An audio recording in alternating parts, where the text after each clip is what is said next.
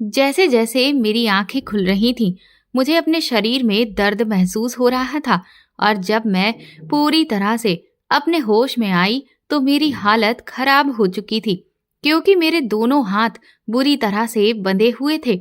मैं अपने पैरों को बिस्तर पर जोर जोर से पटक रही थी और चाची चाची चिल्ला रही थी। पर जब बहुत देर तक मैं चिल्लाती रही और किसी ने भी मेरी पुकार नहीं सुनी तो मैं रोती रोती खुद ही शांत हो गई। और तब मैंने इस चीज पर ध्यान दिया कि मेरे ऊपर तो कपड़े ही नहीं हैं, मैं तो बिल्कुल बेजार हूँ। अब मुझे धीरे धीरे समझ आने लगा था कि मेरे साथ हुआ क्या है और शायद इसीलिए मुझे बहुत दर्द हो रहा था, क्योंकि वो दर्द जहाँ उठ रहा था उससे मुझे यकीन हो गया कि मेरे साथ गलत हुआ है। इस हकीकत का खुद पर खुलासा होते ही मेरी तकलीफ की इंतहा हो चुकी थी। न जाने भगवान मुझ पर इतनी ज्यादती क्यों कर रहा था। मैं पहले ही अंधी थी और आज किसी ने मेरे इसी अंधेपन का फायदा उठाया था। काफी देर रोने के बाद मैं निडाल हो गई और अपने उस बीते हुए कल के बारे में सोचने लगी जिसने आज मेरी ये हालत कर दी थी। मेरा नाम सीमा है। मैं अपने माँ बाप की इकलौती संतान थी। मेरे माता पिता मुझे बहुत प्यार करते थे। उन्होंने मेरी हमेशा हर ख्वाहिश को पूरा किया। हम भले ही गरीब थे लेकिन हम बहुत खुश थे। मैं जब 7 साल की थी तो एक बार हमारे गांव में मेला लगा और मैं अपने मम्मी पापा के साथ उस मेले में घूमने के लिए गई। मुझे आज भी याद है वो दिन जब मैं बहुत खुश थी क्योंकि मेले में कई खिलौने थे जिन्हें देख देख कर मैं बहुत खुश हो रही थी। जैसे जैसे मैं आगे बढ़ रही थी हर एक नई चीज को देखकर मेरी आंखें हैरत से फटी जा रही थीं। इस बार तो एक से एक बढ़िया बढ़िया झूले आए थे। मैं अपने पापा से जिद करती कि मुझे उस झूले पर बैठना है, कभी इस झूले पर बैठना है। पापा मुझसे कहते कि बेटा, मेरे पास इतने पैसे नहीं हैं कि मैं तुझे हर एक झूले पर बैठा सकूं। ऐसा करते हैं, हम उस आसमान वाले झूले पर झूला झूलते हैं और फिर देखना, हमें बहुत मजा आएगा। तू बिल्कुल हवा से बातें करेगी। उस आसमान वाले झूले को देखकर तो मैं खुशी से फूली नहीं समा रही थी और दौड़ी दौड़ी उस झूले में जाकर बैठ गई। मेरे मम्मी पापा भी मेरे साथ ही बैठ गए। मैं बहुत खुश थी। जैसे ही झूला हवा में ऊपर जाता तो ऐसा लगता कि जैसे मेरे गालों से हवाएं उड़ रही हों, और जैसे ही झूला नीचे जाता तो पूरा शरीर बिल्कुल हल्का हो जाता और एक अजीब सी गुदगुदी होती। ये सब कुछ मुझे बहुत अच्छा लग रहा था कि तभी अचानक से एक बहुत जोर का झटका लगा और फिर कब क्या हुआ कुछ पता ही नहीं चला। कुछ देर के लिए बिल्कुल अंधेरा छा गया था और जब हल्का हल्का सा होश आया तो महसूस हुआ कि मैं तो जमीन पर पड़ी थी। लोगों की आवाज आ रही थी। सब लोग बुरी तरह से चिल्लाकर हमारी तरफ ही दौड़ रहे थे। वो कह रहे थे कि अरे, ये हादसा तो बहुत बड़ा हो गया। ये झूला नीचे कैसे गिर गया? अरे, कोई ऐसा आदमी को तो उठाओ, इसे तो बहुत चोट आई है और इस औरत को भी, इसका तो सर ही फट गया है। मुझे सब कुछ सुनाई दे रहा था। फिर किसी ने कहा कि बच्ची को भी उठाओ, उसे भी बहुत चोट आई है। मेरे पूरे शरीर में बहुत दर्द हो रहा था। कुछ ही पलों में मैं एक बार फिर से अपने होश खो बैठी और जब होश आया तो पता चला कि पूरी जिंदगी वीरान हो गई थी। मैं अपने माँ बाप को उस हादसे में खो चुकी थी और साथ ही मेरी जिंदगी अंधेरे से भर गई थी। मेरी आंखों की रोशनी चली गई थी। अब इस अंधी जिंदगी में मेरे लिए कुछ भी नहीं बचा था। मेरे माँ बाप ही तो मेरे लिए सब कुछ थे, लेकिन अचानक से भगवान ने मुझे सब कुछ छीन लिया था। मैं मात्र 7 साल की बच्ची माँ बाप के जाने का गम क्या होता है ये भी अभी ठीक से जानती नहीं थी। मैं अनाथ हो चुकी थी। अब मेरा क्या होगा? मैं कैसे जीऊंगी? मुझे कुछ समझ नहीं आता था। मैं हर वक्त रोती रहती थी। कुछ समय बाद जब मैं ठीक हुई तो गांव वाले मुझे वापस घर के लिए ले आए, पर अब उस घर में मेरी देखभाल करने वाला कोई नहीं था और इसीलिए मुझे चाचा चाची अपने साथ अपने गांव में लेकर गए। मैं अब अपने चाचा चाची के साथ ही रह रही थी। उनकी कोई भी औलाद नहीं थी। शुरू में तो उस घर में मुझे बहुत लाड़ प्यार से रखा गया, लेकिन कुछ ही महीनों के बाद मेरी चाची को मैं बोझ लगने लगी थी। वो मुझे छोटी छोटी बातों पर ताने देती और थप्पड़ भी मार देती, जिस पर मैं बहुत रोती थी। वो मेरे चाचा को बहुत बातें सुनाती कि तुमने इस बोझ को मेरी छाती पर लाकर लाद दिया। ये अंधी किसी काम की नहीं है। मेरे चाचा उन्हें समझाने की बहुत कोशिश करते कि कुछ तो शर्म करो, तुम इतनी बेगैरत औरत हो, तुम्हें यह भी नहीं लगता कि भगवान ने तुम्हें औलाद नहीं दी है तो कम से कम उन्होंने इस बच्ची के जरिए तुम्हें माँ होने का सुख अदा किया है। लेकिन तुम्हें तो इसकी भी परवाह नहीं है, उल्टा तुम इस बच्ची को हर वक्त कोसती रहती हो। लेकिन मेरी चाची पर तो चाचा की किसी भी बात का कोई असर नहीं था। उस घर में अगर मेरी कोई परवाह करता था तो वो सिर्फ मेरे चाचा जी ही थे। वही मेरी जरूरत का ध्यान रखते थे और मेरी फिक्र करते थे। वक्त के साथ साथ मैंने अपने अंधेपन से समझौता कर लिया था और सारी चीजों को एहसास के जरिए समझना शुरू कर दिया था। पर फिर भी अक्सर मुझे अपनी वो रंग बिरंगी जिंदगी याद आ जाती थी जो मेरी उस हादसे से पहले होती थी। मैं अक्सर भगवान से कहती कि उन्होंने मेरे साथ ऐसा क्यों किया, लेकिन अभी तो ये कुछ भी नहीं था।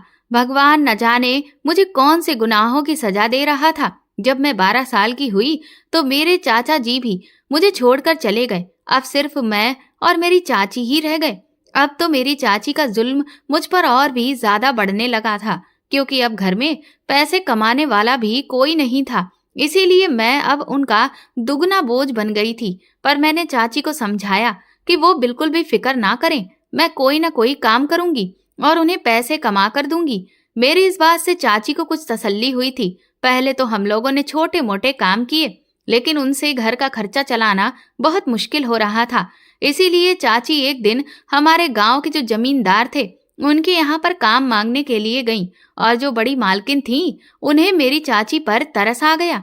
उन्होंने मुझे और मेरी चाची दोनों को ही काम पर रख लिया। हम दोनों सालों साल हवेली में उन लोगों की खिदमत करते रहे। उस हवेली में बड़ी मालकिन और बड़े मालिक ही रहते थे।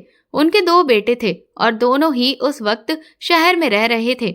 छोटा बेटा पढ़ाई कर रहा था और बड़ा बेटा अपनी पत्नी के साथ अपना काम काज संभालता था। लेकिन कुछ समय के बाद जब बड़े मालिक का देहांत हो गया तो बड़ी मालकिन ने अपने बेटों को हवेली ही बुला लिया, क्योंकि अब वो यहाँ अकेली नहीं रह सकती थी। और उन्होंने अपने बेटों से कहा कि वो अपने पिता की जागीरदारी आकर संभालें। यहाँ पर ही उनका कारोबार अच्छा खासा चल रहा है, जिससे वो गांव में रहकर ही काफी पैसा कमा सकते हैं, और इसीलिए वो लोग गांव ही आ गए थे। सब कुछ सही चल रहा था। मेरी चाची हवेली में साफ सफाई का काम करती थी। क्योंकि मैं अंधी थी, इसी वजह से मुझे हवेली के अंदर कोई भी काम नहीं दिया गया था, बल्कि मैं बगीचे की देखभाल किया करती थी, जिसमें मेरी मदद माली भैया कर दिया करते थे।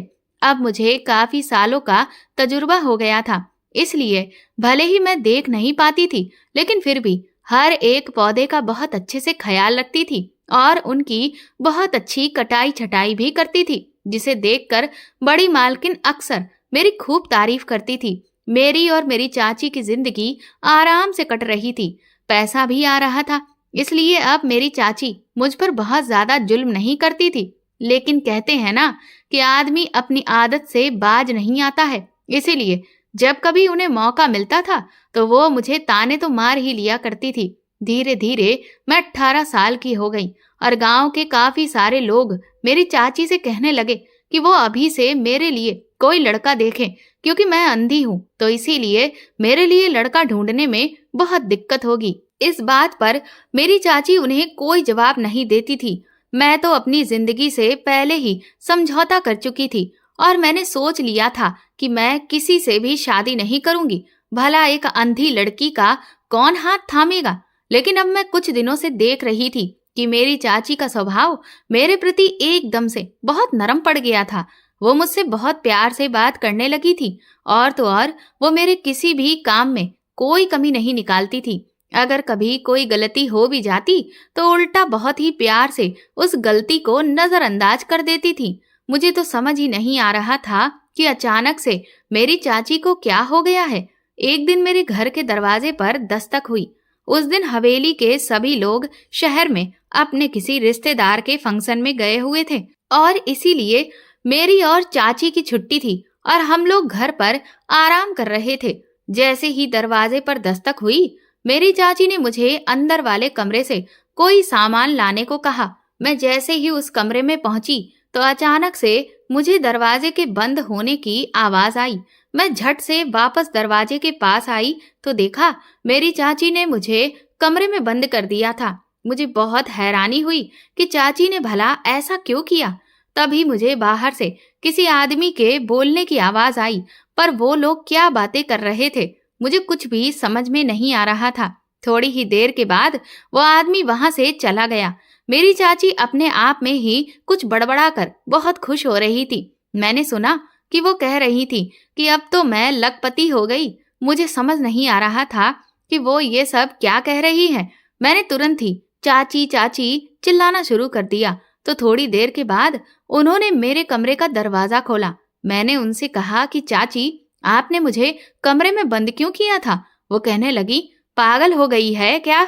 भला मैं तुझे कमरे में बंद क्यों करूंगी? तूने खुद ही अंदर जाते हुए दरवाजा बंद कर लिया होगा। अब ये दरवाजे बहुत पुराने हो गए हैं, इसीलिए जाम हो जाते हैं। ये कहकर चाची वहां से बाहर चली गई। मैं हैरान थी कि भला वो झूठ क्यों बोल रही है और वो आदमी कौन था। मुझे कुछ भी समझ में नहीं आ रहा था। फिर उसके अगले ही दिन चाची न जाने कहां से ढेर सारा सामान लेकर आई। कहने लगी, मैंने एक बहुत अच्छी पूजा रखवाई है और देख, मैं तेरे लिए और अपने लिए कितने सुंदर सुंदर कपड़े लेकर आई हूँ। मैं जब बाजार गई तो वहां मैंने ये लहंगा टंगा हुआ देखा। मुझे लगा मेरी सीमा के ऊपर तो ये लहंगा बहुत अच्छा लगेगा और इसीलिए मैं तेरे लिए ये खरीद लाई। जा, जल्दी से इसे पहन कर आ जा और मुझे भी तो दिखा कि मेरी बेटी कैसी लगेगी। अपनी चाची के मुंह से ऐसे सहज भरे शब्द सुनकर मेरी तो हैरत की इंतहा ही नहीं थी। ये मेरी चाची को हो क्या गया था? आज उन्होंने पहली बार मुझे बेटी कहकर पुकारा था और वो खुद मेरे लिए कोई चीज लेकर आई थी। ये उल्टी गंगा कैसे बहने लगी थी? मुझे तो कुछ समझ नहीं आ रहा था, लेकिन मैंने उनकी बात को नहीं काटा क्योंकि मैं नहीं चाहती थी कि उनके मुंह से निकलने वाला शहद जहर में बदल जाए, और इसीलिए मैंने तुरंत ही जाकर वो लहंगा पहन लिया। मैं जैसे ही कमरे से निकल कर आई, मेरी चाची तो बहुत खुश हो गई। कहने लगी, तू तो हूर की परी लगती है। सच कहती हूँ, तुझमें कोई ऐब नहीं है सिवाय अंधेपन के। अगर तू अंधी नहीं होती ना तो गांव के सारे ही लड़के तुझ पर मर मिटते। उस वक्त न जाने क्यों, लेकिन चाची की इस बात ने मुझे शर्माने पर मजबूर कर दिया था।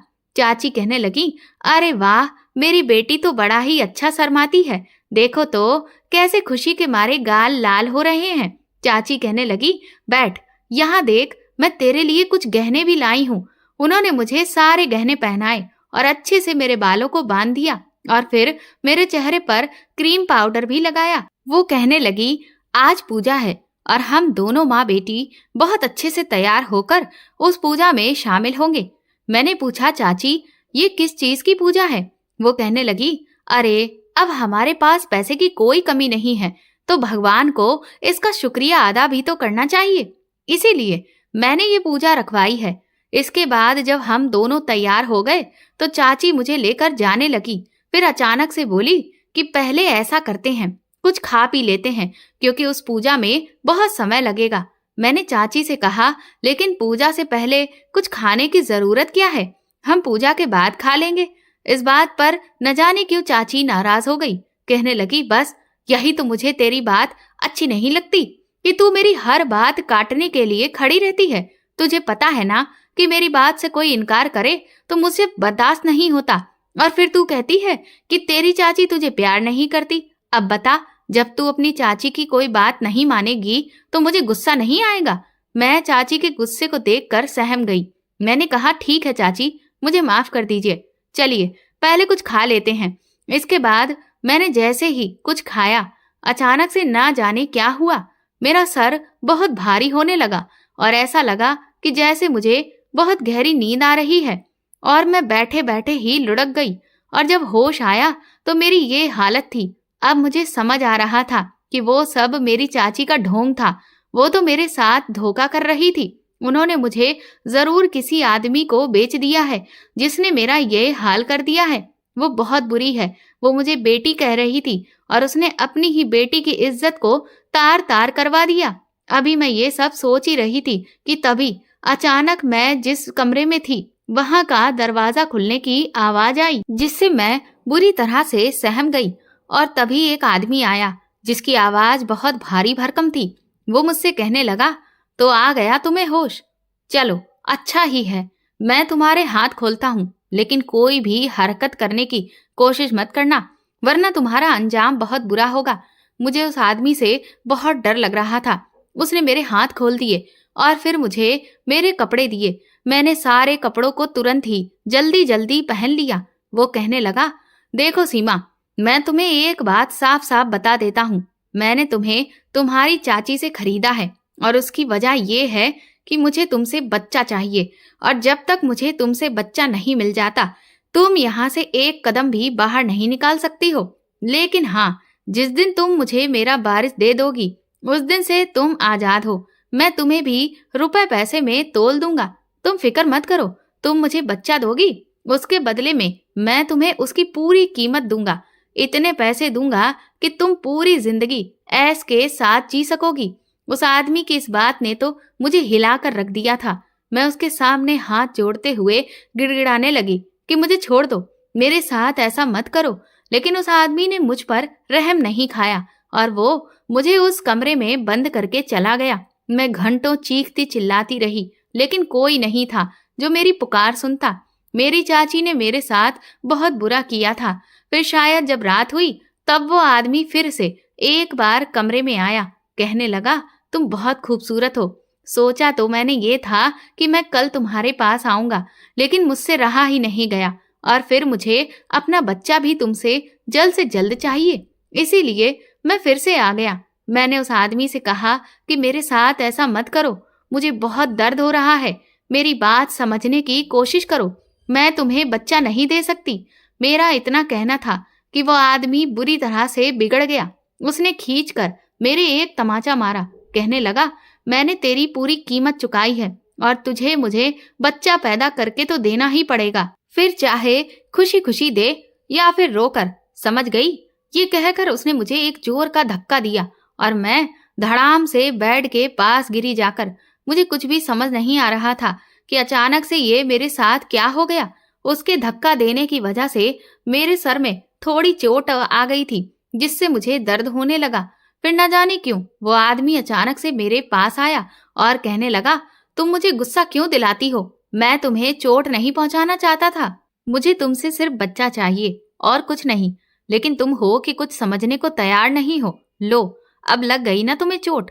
इसके बाद उस आदमी ने मेरी चोट पर मरहम लगाया और कहने लगा कि अब दोबारा से मेरी कोई भी बात काटने की कोशिश मत करना, समझ गई ना? मैं उस वक्त बहुत डरी हुई थी और इसीलिए मैंने हाँ में सिर हिला दिया। फिर वो मेरे करीब आने लगा। मेरी आंखों से आंसू बहने लगे थे, क्योंकि मैं उस वक्त बहुत दर्द में थी, क्योंकि ये सब कुछ आज मेरे साथ पहली बार था और इसीलिए मेरा पूरा शरीर दुख रहा था। मैं उस आदमी को दूर फेंक देना चाहती थी, लेकिन ऐसा नहीं कर पाई। फिर ना जाने क्या हुआ, वो आदमी कहने लगा, चलो ठीक है, आज मैं जा रहा हूँ, क्योंकि मैं नहीं चाहता कि तुम्हें बहुत ज्यादा तकलीफ हो, लेकिन कल के लिए तुम तैयार रहना। इतना कहकर वो वहां से चला गया। मैंने चैन की सांस ली।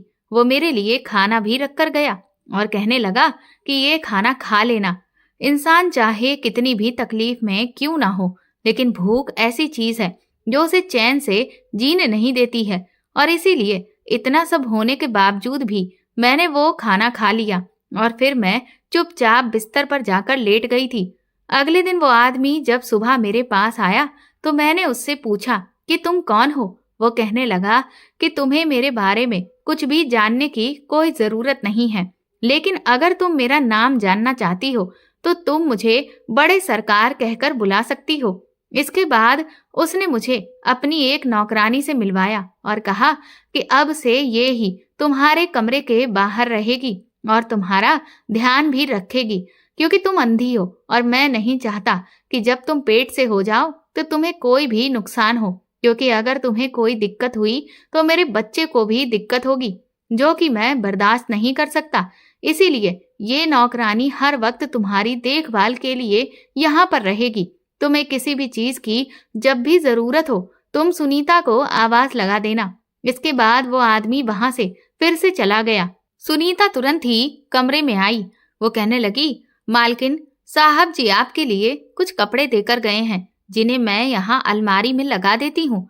आपको किसी भी चीज की जरूरत हो, आप मुझे पुकार लीजिएगा। मैंने सुनीता के आगे हाथ जोड़ने शुरू कर दिए कि मेरी मदद करो, मुझे यहाँ से जाने दो। लेकिन सुनीता ने कहा कि मैं भी आपके आगे हाथ जोड़ती हूँ, आप गलती से भी ऐसा कोई कदम मत उठाना, वरना बड़े साहब आपकी भी जान ले लेंगे और मेरी भी। और मेरी तो पूरी दुनिया ही खत्म हो जाएगी, क्योंकि मैं अपने 3 बच्चों का इकलौता सहारा हूँ। अगर मैं मर गई तो फिर उनका क्या होगा? सुनीता की बात ने तो मेरा दिल हिला दिया था। मैं अपनी वजह से किसी दूसरे की जिंदगी खराब नहीं होने दे सकती थी, और इसीलिए मैं चुपचाप वहीं बिस्तर पर बैठ गई। अब वो आदमी हर तीसरे चौथे दिन आता और मुझसे अपनी जरूरत पूरी करता। मैं रोती रहती, लेकिन वो मुझे बार बार समझाता कि बस कुछ ही दिनों की बात है, तुम एक बार पेट से हो जाओगी तो ये सब बंद हो जाएगा। एक दिन बड़े साहब शराब के नशे में मेरे पास आए। मुझे लगा कि आज वो न जाने मेरे साथ कैसा बर्ताव करेंगे, लेकिन हैरत मुझे तब हुई जब वो फूट फूट कर रोने लगे। हालांकि मुझे उस आदमी से नफरत होती थी, लेकिन ना जाने क्यों उस वक्त उसके रोने की आवाज से मेरा दिल पिघल गया। मैं उसके पास जाकर बैठ गई और उसने भी अपना सर मेरे कंधे पर रख दिया। भले ही हमारी शादी नहीं हुई थी, लेकिन हमारे बीच पति पत्नी का रिश्ता तो था, और शायद इसी वजह से इतने दिनों में हमारे इसी रिश्ते की वजह से मेरे दिल में उसके लिए कुछ जज्बात पैदा होने लगे थे, और मैंने भी उन्हीं जज्बातों में बहकर उसे गले से लगा लिया। वो मुझसे कहने लगा, सीमा, जिंदगी हमें इतनी तकलीफ क्यों देती है? मैंने कहा, भला आपको किस बात की तकलीफ? आप तो मुझे बहुत ही अमीर आदमी लगते हैं। जिसके पास पैसा होता है उसके पास तो सब कुछ होता है। वो कहने लगे, ऐसा नहीं है, पैसा हमें वो खुशियां खरीद कर नहीं दे सकता है जो हम चाहते हैं। मैंने कहा, भला आपको क्या तकलीफ है? तो वो कहने लगे कि मैं कितने सालों से अपने बच्चे को अपनी गोद में खिलाने की खातिर तरस रहा हूँ, लेकिन आज तक मेरी ये इच्छा अधूरी ही है। मेरे पास पैसे की कोई कमी नहीं, लेकिन फिर भी देखो, मैं आज भी बे औलाद हूँ, जिस वजह से मुझे लोगों के ना जाने कितने ताने सुनने पड़ते हैं। हर कोई मुझे शक की निगाह से देखता है, लेकिन तुम मेरा ये दुख नहीं समझ सकती। मैंने कहा, मैं आपका दुख नहीं समझ सकती। जो इंसान खुद पूरी तरह से दुख में डूबा हो, उसे भला आप ऐसा कैसे कह सकते हैं? वो कहने लगे, मैं जानता हूँ कि तुम अपने इस अंधेपन की वजह से दुखी हो, लेकिन इससे भी ज्यादा दुख तब होता है जब हमारे अपने ही हमारा साथ नहीं देते। मैंने कहा कि ये तो आपने सच कहा, दुख तब भी होता है जब हमारे अपने साथ नहीं देते, और दुख तब भी होता है जब हमारे अपने साथ ही नहीं होते। वो कहने लगे, तुम कहना क्या चाहती हो? फिर मैंने उन्हें अपने अतीत के बारे में बताया कि किस तरह से मेरे माँ बाप मुझे छोड़कर चले गए, और उस एक हादसे ने मुझे जिंदगी भर के लिए अंधा बना दिया, और आज चंद पैसों की खातिर मेरी अपनी सगी चाची ने मुझे आपके हाथों बेच दिया। मेरी इस बात पर शायद उस आदमी को थोड़ी शर्मिंदगी हुई। वो कहने लगा, मैं जानता हूँ सीमा कि मैंने तुम्हारे साथ गलत किया है, लेकिन मैं क्या करूँ? मेरे पास इसके अलावा और कोई रास्ता नहीं था। मैं भी मजबूर हूँ, लेकिन मैं सच कहता हूँ, जिस दिन मैं बाप बन जाऊंगा, मैं तुम्हारी जिंदगी के सारे दर्द खत्म कर दूंगा। ये कहकर वो वहां से उठकर चले गए थे। वक्त जैसे जैसे बीत रहा था, ना जाने क्यों उस आदमी से मुझे प्यार सा होने लगा था। अब वो पहले की तरह मेरे साथ रूखा व्यवहार नहीं करते थे, बल्कि जब भी आते थे तो मेरे लिए कोई न कोई चीज जरूर लाते थे। हम दोनों अक्सर यहाँ वहां की बातें करते थे, अपने दुख दर्द बांटते थे, लेकिन उन्होंने अभी तक मुझे ऐसा कुछ भी नहीं बताया था जिससे मैं ये जान सकूं कि वो कौन है। और फिर एक दिन मेरे कमरे का दरवाजा खुला। मुझे लगा कि बड़े साहब आए हैं, लेकिन अचानक से एक औरत ने मुझे जोर से झकझोर कर रख दिया और उसने मेरे 3-4 तमाचे खींच कर मारे। वो बोली, मेरा हक छीनेगी तो तू ही है वो जो मेरे पति को बच्चा देने वाली है। तू क्या समझती है कि मैं तुझे अपना हक मारने दूंगी? उसने मेरे बालों को कसकर पकड़कर खींचा और कहने लगी, चुड़ैल, तुझे तो मैं जिंदा गाड़ दूंगी। मैं उससे खुद को छुड़ाने की कोशिश कर रही थी, लेकिन उसकी पकड़ बहुत मजबूत थी कि तभी सुनीता कमरे में आ गई और वो गिड़गिड़ाने लगी, कहने लगी, मालकिन, इस बेचारी गरीब लड़की को छोड़ दीजिए। इस सब में इसका क्या कसूर है? उस औरत ने सुनीता के भी गाल पर खींच कर तमाचा मारा और कहने लगी, तेरी खाल भी मैं खींचूंगी। बस मुझे अब सही मौके का इंतजार है, तू चिंता मत कर। ये कहते हुए उस औरत ने मुझे झटक कर जमीन पर छोड़ दिया। मैं लड़खड़ा कर गिर गई और फिर वो वहां से तनफनाती हुई चली गई। मैं काफी देर तक रोती रही। सुनीता मुझे संभाल रही थी। उसने मुझे उठाकर बिस्तर पर बिठाया। वो कहने लगी, ये अमीर लोग ऐसे ही होते हैं, ये बस हम गरीबों पर जुल्म करना ही जानते हैं। अगर इनका पति तुम्हारा इस्तेमाल कर रहा है तो इसमें भला तुम्हारी क्या गलती। लेकिन इस औरत में इतनी हिम्मत नहीं है कि अपने पति से जाकर कुछ कहे, क्योंकि अगर ऐसा करेगी तो रुपए पैसे आलीशान जिंदगी से भी हाथ धो बैठेगी। मैंने सुनीता से कहा कि ये कौन थी, क्या ये बड़े साहब की पत्नी थी? इस पर सुनीता कहने लगी कि हाँ, ये बड़े साहब की पत्नी है।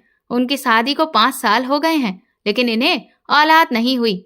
ये यहाँ आए दिन बड़े साहब को ताने मारती है। इन्होंने ही उनके घर वालों और गांव में भी सबके सामने इस बात का ढिंढोरा पीट रखा है कि बड़े साहब में कोई कमी है और वो बाप नहीं बन सकते। और तुम तो जानती हो कि जमाना कैसा है। अगर किसी आदमी में बाप बनने के लायक कोई बात नहीं है तो ये जमाना उसका जीना हराम कर देता है। और इस कलंक को मिटाने की खातिर बड़े साहब तुम पर जुल्म कर रहे हैं। मैंने सुनीता से कहा कि ये बड़े साहब कौन है, मुझे बताओ। लेकिन सुनीता ने कहा कि मुझे माफ कर दो सीमा, मैं इतना सब कुछ तुम्हें बताऊं इसकी मुझे इजाजत नहीं है। ये कहकर सुनीता वहां से चली गई। शाम को जब बड़े साहब लौट कर आए तो उन्हें पहले से ही अपनी पत्नी की करतूत के बारे में पता चल गया था। शायद सुनीता ने बताया होगा। वो मुझसे आकर माफी मांगने लगे। कहने लगे कि अब मैं पूरा ध्यान रखूंगा कि तुम्हें मेरी पत्नी की वजह से कोई भी तकलीफ ना हो। मैंने कहा कि इसमें गलती आपकी पत्नी की भी नहीं है। कोई भी औरत ये बात बिल्कुल बर्दाश्त नहीं कर सकती कि उसका पति किसी दूसरी औरत को महत्व दे। 2 महीने बाद मैं पेट से हो गई। इस खबर को सुनकर बड़े साहब तो बहुत खुश थे, लेकिन मैं खुश नहीं थी, क्योंकि अब मैं उनसे प्यार करने लगी थी और मुझे पता था कि जैसे ही मैं बच्चे को जन्म दूंगी मुझे बड़े साहब से दूर जाना पड़ेगा, जबकि मैं उनसे अब दूर नहीं जाना चाहती थी। मेरा दिल चाहता था कि वो मुझे पत्नी के रूप में स्वीकार कर लें, लेकिन ये तो संभव ही नहीं था। भला मेरे जैसी अंधी के नसीब में ये सब कहाँ लिखा था। इसीलिए मैंने सोचा कि मेरी ना सही, कम से कम बड़े साहब की ख्वाहिश तो पूरी ही होनी चाहिए। और इसीलिए मैं अपने बच्चे का बहुत ख्याल रख रही थी। बड़े साहब भी मेरी किसी भी चीज में कोई कमी नहीं होने दे रहे थे। अब वो पहले से भी ज्यादा मेरे साथ वक्त बिताने लगे थे। वक्त वक्त पर मेरा डॉक्टर से चेकअप करवाने भी ले जाते थे। सब कुछ ठीक चल रहा था कि एक दिन मैंने अपने कमरे के बाहर कुछ अजीब सी आवाजें सुनी। और जब मैंने ध्यान से सुना तो बाहर कुछ लोग थे जो कह रहे थे कि बड़े साहब का एक्सीडेंट हो गया है। ये सुनकर मेरे तो होश ही उड़ गए थे। मैंने झट से दरवाजा खोलने की कोशिश की तो दरवाजा खुल गया। मुझे उस वक्त इस बात का भी होश नहीं रहा कि मैं अंधी हूँ। मैं यहाँ वहां दौड़ी चली जा रही थी और सुनीता को पुकार रही थी कि तभी मैं सीढ़ियों के पास पहुंची और ना जाने कैसे मेरा पैर फिसल गया और मैं धड़ाम से नीचे गिरी जाकर। फिर मुझे होश ही नहीं रहा और जब होश आया तो बड़े साहब मेरे पास ही बैठे थे।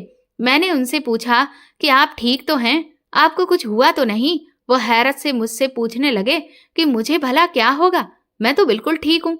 मैंने कहा कि मैंने तो सुना था कि आपका एक्सीडेंट हो गया है और मैं बहुत बुरी तरह से घबरा गई थी, इसीलिए तो मैं ऐसे भागी और तभी मेरा हाथ मेरे पेट पर गया और फिर मेरी तो दुनिया ही उजड़ गई थी। मैं दर्द से छटपटाने लगी और रोकर कहने लगी, मेरा बच्चा कहाँ है? बड़े साहब कहने लगे कि हमने अपना बच्चा खो दिया सीमा। तुमने आज जो लापरवाही की है उसका खामियाजा आज हमारे बच्चे को भुगतना पड़ा। मैंने कहा कि लेकिन ये सब कैसे हो गया? बड़े साहब कहने लगे कि तुम्हारा पैर सीढ़ियों से फिसल गया था। मुझे तो लगा था कि तुम शायद भागने की कोशिश कर रही थी, लेकिन अब मुझे समझ आ रहा है कि ये सब तुम्हारे साथ चाल चली गई। मुझे माफ कर दो सीमा, मेरी वजह से तुम्हें कितना कुछ झेलना पड़ा। बड़े साहब कहने लगे, लेकिन मैं अब अपने किए हुए पाप का प्रायश्चित करूंगा। वो कहने लगे कि मैं तुम्हारी आंखों का ऑपरेशन करवाऊंगा। तुमने बताया कि तुम जन्म से अंधी नहीं हो, तो इसका मतलब अभी भी उम्मीद है कि तुम्हारी आंखें वापस आ सकती हैं। इधर बड़े साहब ने मुझे शहर के सबसे बड़े डॉक्टर के पास दिखाना शुरू कर दिया था और डॉक्टर ने कहा कि ऑपरेशन के बाद मेरी आंखें वापस भी आ जाएंगी। इस खबर को सुनकर मैं भी बहुत खुश थी और बड़े साहब भी। वो कहने लगे, एक बार तुम्हारी आंखें वापस आ जाएं, फिर तुम आजाद हो, तुम जैसे चाहे अपनी जिंदगी जी सकती हो। मैंने उनसे कहा कि और हमारा बच्चा? वो कहने लगे कि जो चीज मेरे नसीब में है ही नहीं, उसे मैं भला कैसे पा सकता हूँ। मैंने तुम्हें वैसे ही बहुत कष्ट दिया है, अब मैं तुम्हें और तकलीफ नहीं दे सकता। वैसे तो देखा जाए मुझे खुश होना चाहिए था, लेकिन सच कहूँ तो मैं खुश नहीं थी। मैं उनके पास रहना चाहती थी, लेकिन अब तो मेरे पास कोई भी वजह नहीं बची थी। कुछ वक्त के बाद ही मेरी आंखों का ऑपरेशन हो गया और फिर 2 हफ्ते के बाद जब मेरी आंखों की पट्टी खुली तो मेरी हैरत की इंतहा ही नहीं रही थी। मैं आज सच में एक बार फिर से देख सकती थी और जब मैंने बड़े साहब को पहली बार देखा तो मेरा दिल बहुत जोर से धड़का था। वो तो बहुत ही हैंडसम थे, मुझसे रहा नहीं गया। मैंने तुरंत ही उन्हें अपनी तरफ बुलाया तो वो भी आकर मेरे गले से लग गए। मेरी आंखों से खुशी के आंसू निकलने लगे थे। उन्होंने भी मेरे माथे को चूम लिया। वो कहने लगे, सीमा, मैं बता नहीं सकता कि आज मैं कितना खुश हूँ। शायद इतना खुश मैं तब होता जब मेरी बाहों में मेरी औलाद होती, लेकिन तुम्हें तुम्हारी आंखें देखकर मुझे बहुत सुकून मिल रहा है। 2-3 दिन के बाद ही वो मुझे अस्पताल से छुट्टी कराकर वापस उसी जगह ले आए जहां वो मुझे रख रहे थे। वो एक छोटी सी हवेली टाइप की थी। मैंने उनसे फिर से पूछा कि आप कौन हैं? अब तो कम से कम मुझे बताइए। और फिर उन्होंने मुझे जब अपनी हकीकत बताई तो मेरे पैरों तले से जमीन निकल चुकी थी। दरअसल वो बड़ी मालकिन के बड़े बेटे थे। वो कहने लगे कि पिताजी के मरने के बाद जब मैं अपनी पत्नी के साथ गांव में रहने के लिए आया तो उस वक्त भी मैं बहुत परेशान था। मुझे लगा कि अगर अभी कुछ सालों में मुझे औलाद नहीं हुई तो मुझ पर जो लोगों की उंगलियां उठ रही हैं वो और ज्यादा बढ़ जाएंगी। और फिर वही हुआ जिसका मुझे डर था।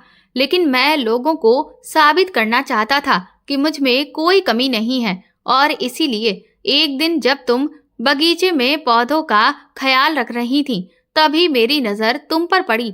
मैंने जब तुम्हारी चाची से तुम्हारे बारे में पूछा तो पता चला कि तुम अंधी हो, तुम बहुत खूबसूरत हो। मुझे लगा कि तुम मेरी औलाद पैदा करने के लिए बिल्कुल सही हो, क्योंकि मैं एक खूबसूरत बच्चा चाहता था जो कि बिल्कुल मेरे जैसा ही लगे। और इसीलिए मैंने तुम्हारी चाची को पैसों का लालच दिया और वो झट से इस काम के लिए तैयार हो गई।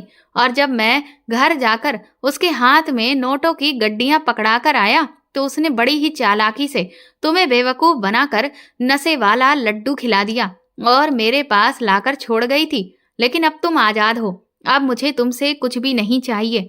मैं बड़े साहब के गले लग गई और कहा कि पर अब मैं आजाद नहीं होना चाहती, मैं आपसे प्यार करती हूँ। मेरी इस बात से बड़े साहब हैरान हो गए। वो कहने लगे, ये तुम क्या कह रही हो सीमा? मैंने कहा, हाँ ये सच है। मैं पहले आपसे नफरत करती थी, लेकिन आपके साथ जितना भी वक्त मैंने बिताया मुझे आपसे कब प्यार हो गया मुझे पता ही नहीं चला। वो कहने लगे, लेकिन मैं शादीशुदा हूँ। मैंने कहा, मैं जानती हूँ, लेकिन मैं क्या करूँ, मेरे दिल पर तो मेरा जोर नहीं है। आपने भले ही मुझे सिर्फ एक सामान की तरह समझा जो सिर्फ आपको बच्चे की खुशी दे, लेकिन मैंने जब से आपको चाहा सिर्फ अपने पति के रूप में ही देखा था। मैं लगातार बोले चली जा रही थी और वो चुपचाप मेरी आंखों में देखकर मुझे सुन रहे थे। और जब मैं शांत हुई तो वो वहां से वापस चले गए। मैं फूट फूट कर रोने लगी। मैं समझ गई थी कि वो मुझे अपनी पत्नी होने का दर्जा कभी भी नहीं देंगे।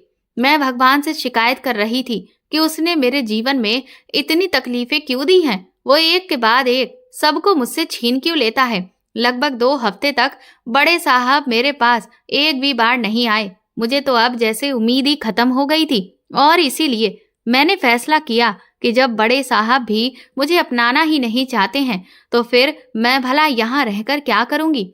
मैंने अपना सामान बांधना शुरू कर दिया और सुनीता से कहा कि अगर बड़े साहब यहाँ आते हैं तो उन्हें बता देना कि सीमा यहाँ से चली गई। सुनीता ने हाँ में अपना सिर हिला दिया था।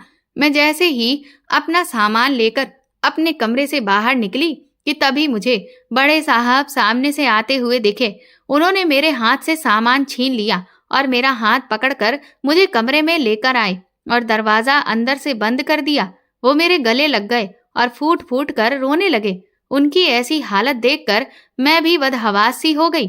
मैंने उनके सर को सहलाते हुए कहा कि भला क्या बात हो गई, आप इस तरह से क्यों रो रहे हैं? वो कहने लगे, सच में सीमा, जब कोई अपना धोखा देता है तो बहुत बुरा लगता है, लेकिन गलती मेरी थी। मैं एक धोखेबाज को अपना समझ रहा था और जो मेरा अपना है उसे मैं खुद से दूर कर रहा था। मुझे कुछ समझ नहीं आ रहा था। मैंने कहा कि आप क्या कह रहे हैं, साफ साफ बताइए। वो कहने लगे, तुम कहती थी ना कि तुमने हमेशा मुझे अपने पति के रूप में ही देखा है, तो आज मैं तुम्हें अपनी पत्नी होने का दर्जा दूंगा। उनकी ये बात सुनकर मैं तो हैरान रह गई। फिर उन्होंने मुझे अपनी जेब से कुछ कागज निकाल कर दिखाए। वो कहने लगे, ये देखो, ये तलाक के कागज हैं। मैं अपनी पत्नी को तलाक देकर आया हूँ। मैंने कहा कि लेकिन आपने ऐसा क्यों किया? आपने मेरी खातिर अपनी पत्नी को क्यों छोड़ दिया? मैं किसी दूसरी औरत का घर उजाड़ कर अपना घर नहीं बसा सकती। वो कहने लगे, किस बात का घर? वो तो बेवफा थी, बदचलन थी। वो कहने लगे, दरअसल इतने सालों से उसने दवा खाकर कभी भी खुद जानबूझकर खुद को पेट से होने ही नहीं दिया और सब जगह मेरी बदनामी करती रही कि मैं ही बाप बनने के काबिल नहीं हूँ। वो मुझ पर बार बार इस बात का दबाव डालती थी कि मैं किसी बच्चे को गोद ले लूं, लेकिन मैं किसी दूसरे के बच्चे को गोद नहीं लेना चाहता था। मुझे खुद की संतान चाहिए थी। उसने कभी भी ये नहीं सोचा था कि मैं किसी दूसरी औरत से भी बच्चा पैदा कर सकता हूँ, क्योंकि मैं उसे सच में बहुत प्यार करता था और उसके अलावा किसी और के बारे में सोचता भी नहीं था। पर जैसे जैसे मैंने उसका रवैया देखा कि उसे तो मेरी इज्जत की जरा भी परवाह ही नहीं थी। उसने तो लोगों के सामने मेरी नाक कटा दी थी, मेरी इज्जत को धूल में मिला दिया था। तो मेरे दिल में उसके लिए प्यार कम होने लगा और तब ही मैंने तुमसे अपना बच्चा पैदा करने के बारे में सोचा था, क्योंकि मैं कैसे भी करके इस कलंक को अपने माथे से मिटाना चाहता था। तब मुझे ये बात समझ नहीं आती थी कि वो मुझ पर अनाथालय से बच्चा को लेने के लिए क्यों दबाव बनाती है। लेकिन एक दिन मैंने उसे फोन पर अपनी माँ से बात करते हुए सुना। वो अपनी माँ से कह रही थी कि मैं उस सीमा को भी इस आदमी से कोई बच्चा पैदा नहीं होने दूंगी। मैं इसे पूरी तरह से मजबूर कर दूंगी कि अनाथालय से ही ये बच्चा ले, क्योंकि मैं अपने बच्चे को अपने पास लेकर आना चाहती हूँ। दरअसल वो शादी से पहले अपने प्रेमी से पेट से हो गई थी, लेकिन उसके प्रेमी को जब ये पता चला तो उसने इसे धोखा दे दिया।